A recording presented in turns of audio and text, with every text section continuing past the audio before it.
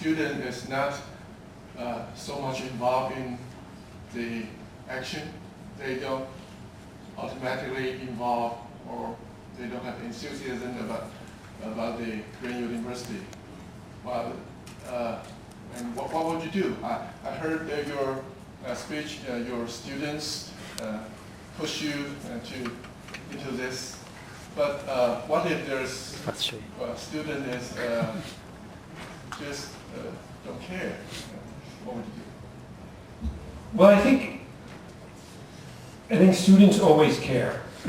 The question is how do you help channel their care into doing things that integrate their hopes and dreams and fears for the future into doing something positive and meaningful. And when I said, the students push me, it's 30,000, people. There's not everybody at my door, pushing to make things happen, but there are more and more students every year. There are more students from engineering and more students for business and more students from the College of Health and Human Services, and they're coming. They find out when you're actually doing something that's meaningful to them, they show up. So the biggest initiative that we're having right now is, like you in many ways in business here, we're in Michigan where I live, the worst unemployment and business situation in the whole United States. So we have seen our federal government funding for higher education used to be about 70, or state government about 75%. It's now 25%. So we have to raise all the rest of the money for our university other ways, through research and other ways. And so the question has been, how do we, the president and the vice president who want to fund these projects, how do we do it? How do we find the resources to fund these sustainability initiatives? And the project that the students have just come up with is a student fee. So the students, not all of them, but some of them, are trying to convince our trustees to have a new fee, $10 a semester, which will give us $500,000 about to support these sustainability projects. And one of the things that we're trying to do is we're trying to create a research program for students in the university. So it's real-world problem solving. We call it real-world problem solving for people and the planet. So we hire undergraduate students, hire graduate students, hire high school students who get supervised by those other students to work collaboratively in the community. And then the best of those students, before they go to a graduate program, they work with us for a year, publish a paper, then they can go to grad school. So I think that students are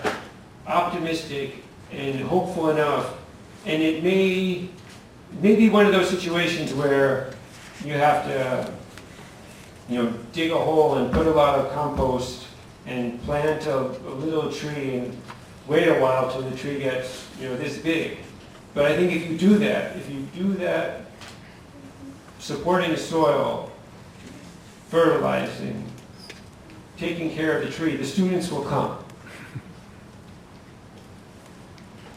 Thank you. OK， 就刚才台师大的曾主任就问到说学生嘛，我们碰到的问题，学生参与。那刚才还有 Grace 教授基本上的意思是说其实学生还是都很关心只是我们要去创造一些机会点让他们能够参与，大概这个意思我想早上的这个 session 我们先到这个地方告一个研讨会的议程。昨天在结束之前，我曾经向各位报告过，因为北京师范大学的王明教授昨天他还跟我联络了一次，他现在这个各位知道大陆的教授来到台湾要这个对岸的国台办要签过之后他才能够拿到那个签过的证明，再去办旅台证件再来所以他明显来，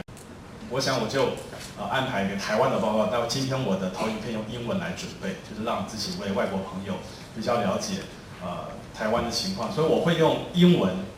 各位看到的是英文，不过我会讲中文，有时候会讲英文，让他们了解一下我们的整个概况Okay, today I would like to present the story of Green University in Taiwan because I would like to introduce the historical facts and the perspectives of this issue in Taiwan. Maybe it will be helpful for us to further discussions today.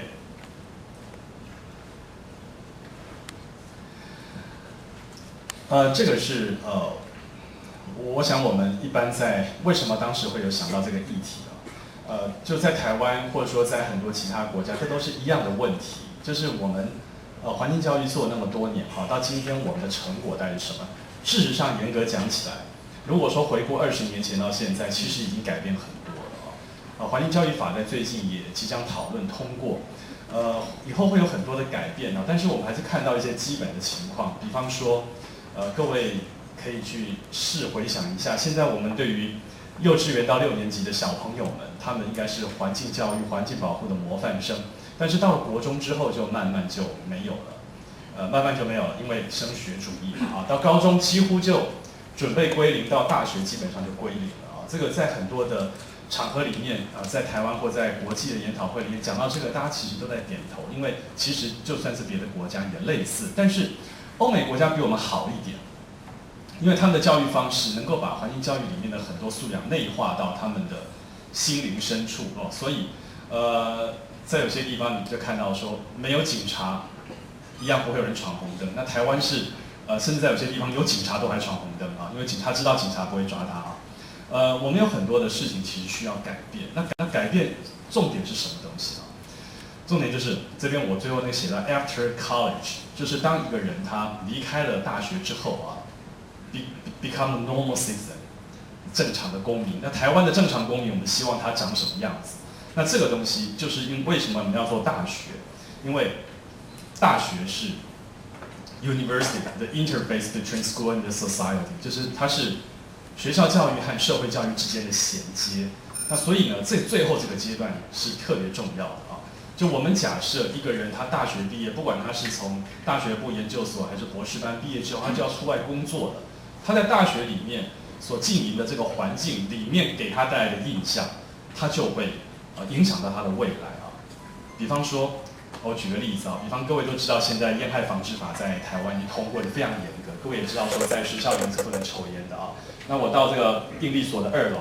去上厕所的时候，2天那边就是烟味，显然一定有教职员在那。I said a story. Last April, when I was interviewed by several newspapers, I told them I think the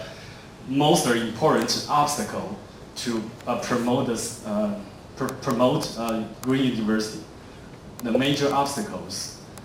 is university professors, because they got the power, so they can resist anything. 所以这个其实境教我们讲的这不是环境教育，这是情境教育。情境教育其实对一个大学生来讲非常重要。我到一个大学里面读那4年或是10年，每天在一个感觉上是很诚恳、言行合一的环境跟在一个很虚伪的环境出来结果是不一样的因为刚好在台大各位也知道说前几天还有这个台大医学系的学生吃鸡腿找媒体来拍说是要抵抗那个洪兰教授讲的这些东西我刚好也是这边毕业的校友我觉得越聪明的学生如果说不知反省的话，将来对社会的危害其实更大的。这件事情我是非常不赞同的。那在一个学校里面，